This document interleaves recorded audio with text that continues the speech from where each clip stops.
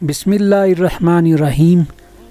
حضرت علی رضی اللہ عنہ سے روایت ہے، انہوں نے کہا کہ ہم بقیع میں ایک جنازے کے ساتھ تھے، اتنے میں آن حضرت صلی اللہ علیہ وسلم تشریف لائے اور بیٹھ گئے۔ ہم آپ صلی اللہ علیہ وسلم کے گرد بیٹھ گئے۔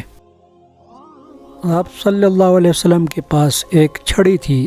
آپ صلی اللہ علیہ وسلم نے سر جھکا لیا اور چھڑی سے زمین کریتنے لگے، پھر فرمایا، تم میں سے کوئی ایسا یا کوئی جان ایسی نہیں جس کا ٹھکانہ بہشت اور دوزخ دونوں جگہ نہ لکھا گیا ہو، اور یہ بھی کہ وہ نیک بخت ہوگی یا بدبخت۔